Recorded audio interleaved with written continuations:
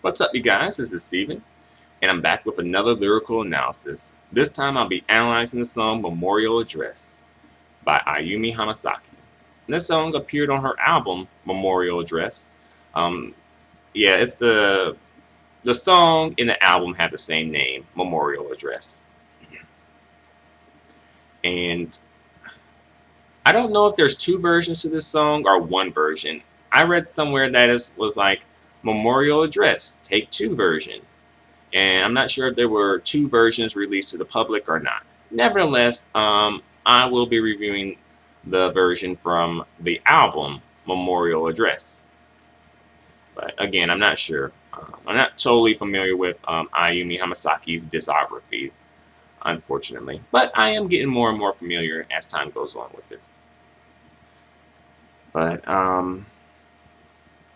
this lyrical analysis was requested by YouTube user LV90047 space period. So thanks a lot for requesting this lyrical analysis. And as well, LV90047 space period does reviews of Japanese pop music artists on her YouTube channel. So hey, you guys feel free to check her out, definitely. Has a lot of interesting videos and great opinions. And hey, that's what we are watching the videos for, right? But with all that being said, here's my lyrical analysis of Memorial Address by Ayumi Hamasaki. So when I first heard the title Memorial Address, I had a feeling that this song was not going to be the most cheerful song, just based on the title alone. And based on the lyrics that I skimmed, sometimes I skim the lyrics, sometimes I don't.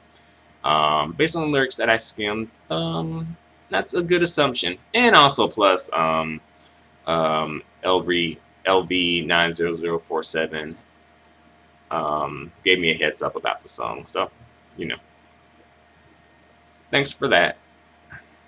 But you guys might want to, get some facial tissue ready, because this one's a tearjerker, Ayumi's taking us there. So here's my lyrical analysis. Here we go. I remember I went to sleep late that night feeling uneasy. Okay, Ayumi, she's letting us know basically that she had a strange feeling that she could not comprehend. For some reason, she felt like, anxious, maybe nervous about something, troubled, uncomfortable, not at ease. Let's see. I remember I went to sleep late that night feeling uneasy and had a very sad dream. Okay, she had a very sad dream. And I'm assuming this dream might be a premonition, so to speak.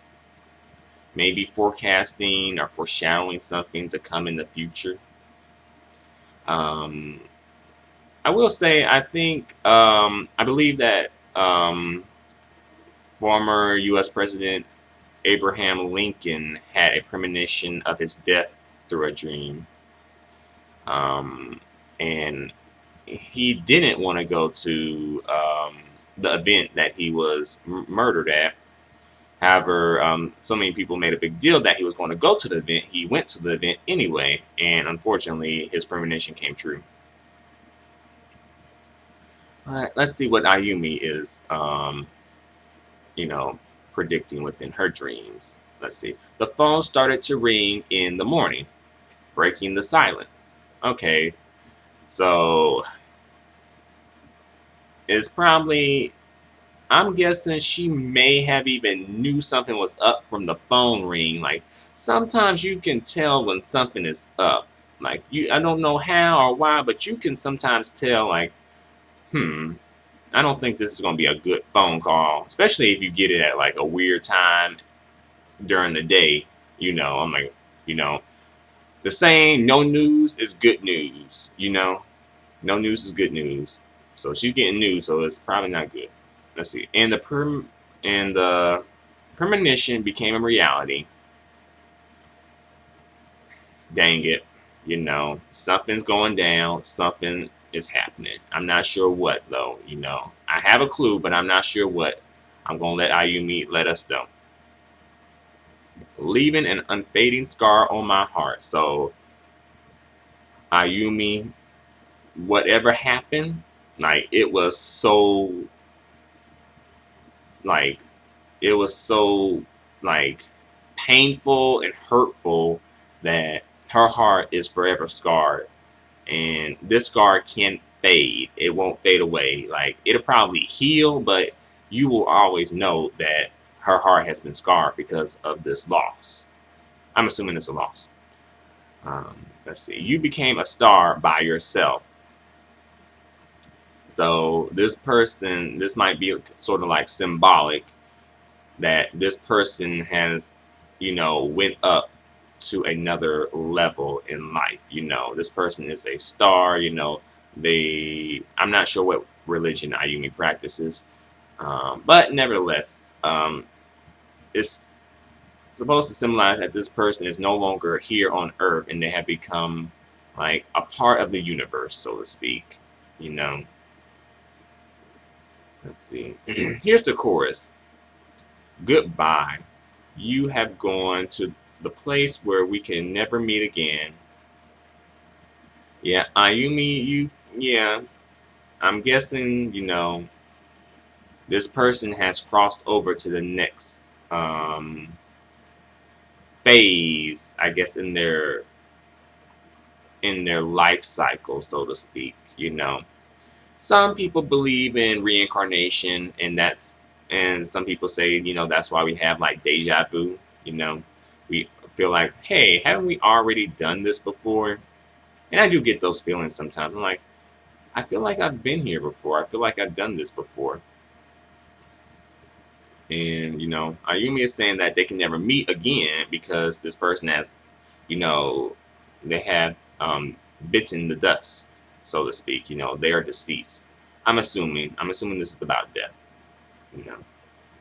And, Ayumi no longer has a physical connection with this person. Like, this person is no longer physically here, so they can't really meet again. But perhaps in the next afterlife, you guys will meet up. Perhaps.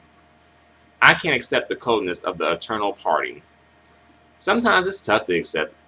It is tough to accept the coldness and the loneliness and the feeling that comes with someone passing away and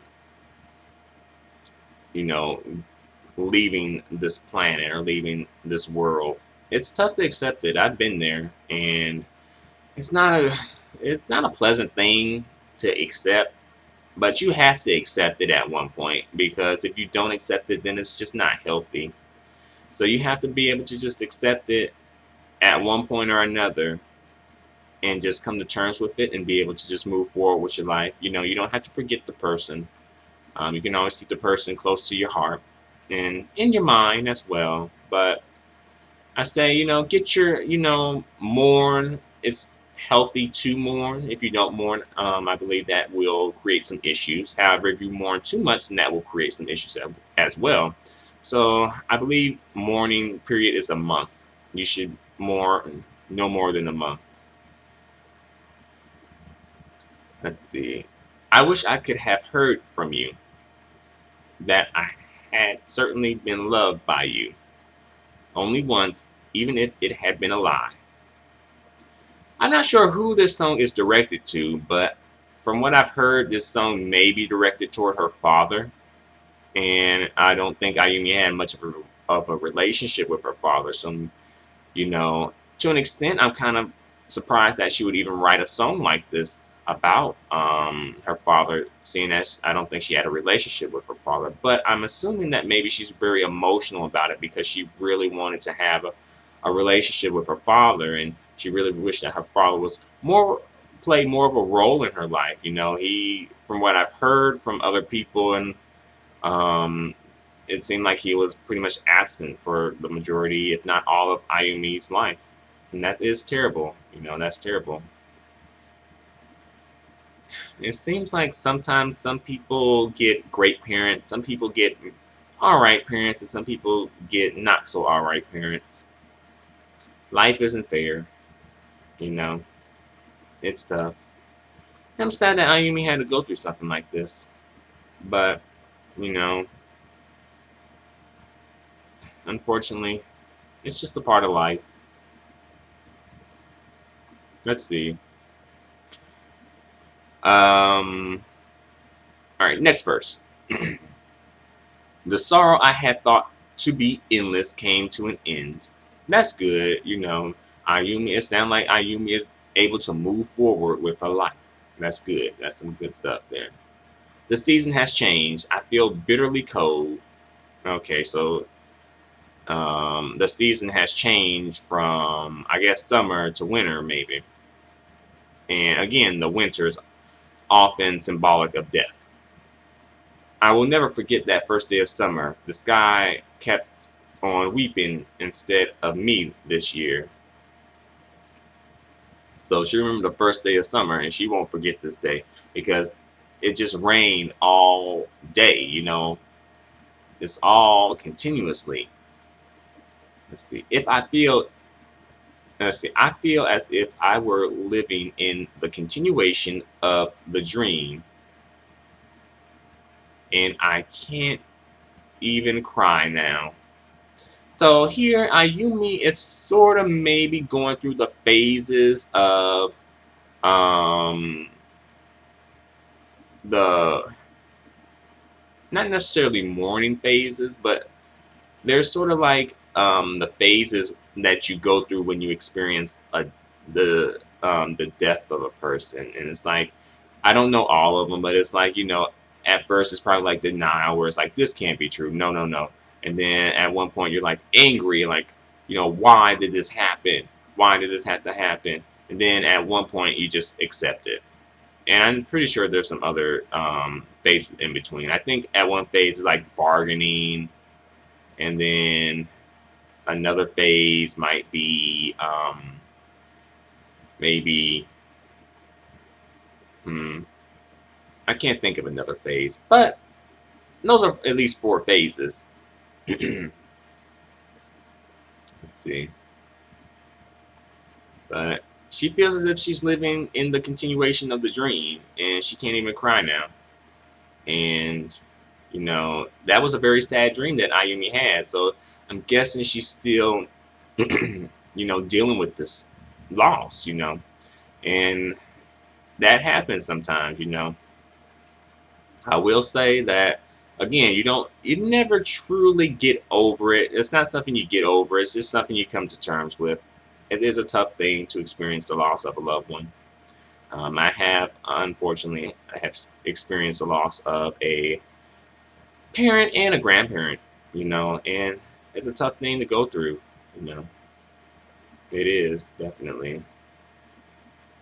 But, you know, at the end of the day, I think that they, you know, the person who's deceased would want you to go and to go forward. You know, I'm sure they want their moment that you express your grief for them because, hey, you know, it's nice to feel appreciated and loved, right?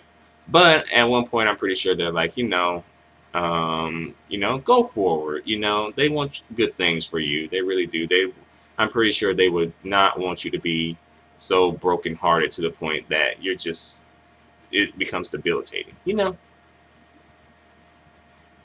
And let's see. Here's the next chorus. Goodbye. Even my last words don't reach you. Yeah, that does happen. You know, the last words sometimes do not reach the person. I still have some last words I wish I could have expressed, but I can't. I can't. You know. I'm made to realize the coldness of the parting. I wish I could have heard from you. That you never regretted the days we had spent together. So I'm not sure who is this for. I'm not sure if this is for Ayumi's father. Maybe it's for a loved one, another loved one from Ayumi's family, maybe a friend. I was assuming this from her father, but I'm not sure. I guess she may have had somewhat of a relationship with her father, but maybe, I don't know. I'm not sure, you know. But hey, I'm pretty sure, you know, at one point or another, if we're meant to know, we'll know. Let's see. Let's see. I wish that I could have heard from you that you never regretted the days we had spent together. Only once, even if it had been a lie. Okay. So right now, she just wished that she could hear from her father, perhaps, that this was a day that, he never regretted the days they spent together. He appreciated them, even if it was a lie. Ayumi would just, accept it. Sometimes, you know, people would want a sweet lie versus the bitter truth. You know especially in a situation like this. Yeah. So I don't totally fault Ayumi for wanting to accept a sweet lie. Why did you do it this way? Leaving memories only to the very end. So I guess maybe at the very end, I think maybe Ayumi and her father may have formed sort of a relationship toward, like, when probably she became grown and you know went on to, like, achieve major success, and they might have reconnected or connected, really. And it's like Ayumi is asking, like, why like why did it have to be like this? Like, why couldn't it have been, I've had like way more memories. Why couldn't you have been a part of my life before, like, toward the beginning? Like, why did you have to do it this way? You left memories only at the very end. She probably just wishes she probably had more memories with her father. And hey, I can relate to that. I really can. Ayumi, I tell you, you are a whale. A deep, deep whale. Not like an animal, of course. Like, a well of water. Let's see. Please tell me this is only the story of the continuing dream and that I'm not yet awake. Ayumi, I can't lie to you. I can't lie. I won't lie to you. I won't do you like that. It's not a dream. Unfortunately, you are awake. This is reality, you know. And when you are able to accept that, you are able to find healing and able to move forward with your life. And that's what I want for you. But I'm pretty sure she's probably come to terms with it by now anyway. But hey, it's always good to hear some words of encouragement. So this song was definitely, very emotional. Ayumi definitely put herself out there with this song. Um, the song is sort of vague. I'm assuming she's referring to her father. I'm not sure though.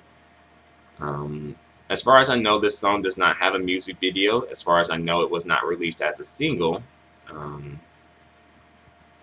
And as far as I know, there's only one version of this song, despite the fact that it's called Memorial Address Take 2 version. And, this song, I can relate to this song, definitely. Alright.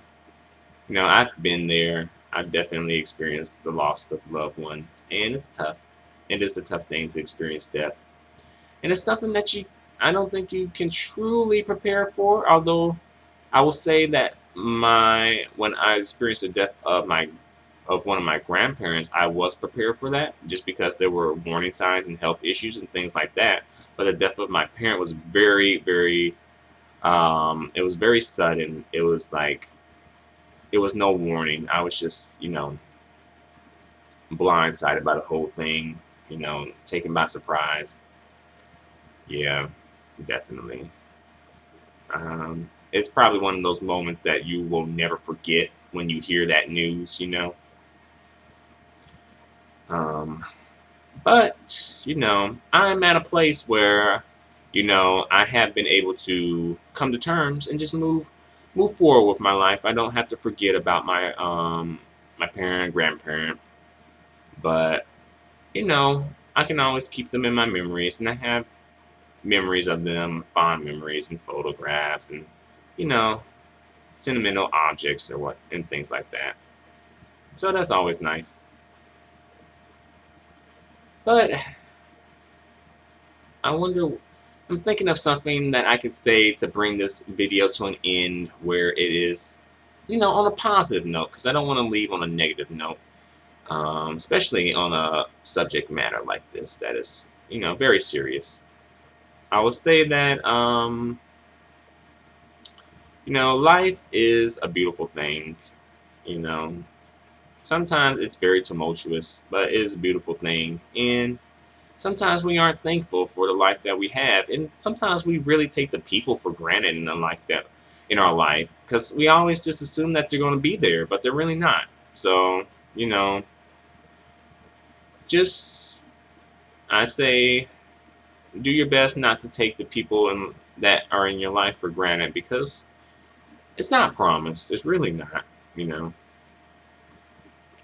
tomorrow is not promised. Neither is, you know, neither are our lives. You know, our lives are not promised either. But I will say that there's always a light at the end of the tunnel. You know, it's always darkest before the dawn. Hang on, keep on hanging in there. If you're going through something tough, you know, you will get through it. You know, just try to get through it in a healthy way, though. You know, try not to resort to like, you know, substance abuse or, you know, something along that line. You know, maybe speak with a counselor, a family member, you're like a religious figure. You know, there are definitely resources that you can use. So, yeah. But overall, that's my lyrical analysis. Thanks a lot for watching this video. Feel free to, you know, leave your opinion. You know, it's very, you know, leave your opinion on the subject matter. And it's definitely wanted. It's wanted. So, yep. You know, I think a positive way to end this video would say, the death of something often brings the birth of something. I will say when my grandparent died, a few days later, like maybe like 1 or 2 days later, the birth of her great granddaughter happened. So it's kind of like with death brings birth. Kind of like, you know, when something leaves, something comes into the world. You know, like when someone leaves the world, someone enters the world. So, yeah. It's a cycle of life, you know, the circle of life. And we will all, you know, have our moment at one point or another where when we will, you know, have to make room for someone else. But, you know, it's a celebration. It is a celebration. Don't forget that. So, hey, thanks a lot for watching. Sorry for babbling on for so long, but I just wanted to make sure that I got this through. Yeah, I really did go on for a long time. I didn't mean to, but I just had a lot to say to get off my chest. So, you know, again, positivity. It's a positive. It's a celebration. Life. It is a beautiful thing. So that's all I got for now. Thanks a lot for watching. Sorry for babbling on for so long. Adios and goodbye for now.